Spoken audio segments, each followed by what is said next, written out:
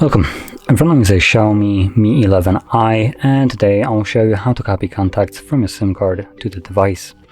And to get started, you'll want to open up the Contacts app, which is a standalone version located in the Google folder. Once you open it up, you want to tap on the three bars right in the top left corner and navigate to Settings. And at the bottom you will see Import option. So select it, choose that you want to import your contacts from a SIM card, and then once you do so, it will show you all the contacts that are on that SIM card. By default, they will all be selected. Some of the contacts might be deselected for you and grayed out. That's completely fine, and those contacts in this case already exist on your device, and the application is just stopping you from creating duplicate contacts.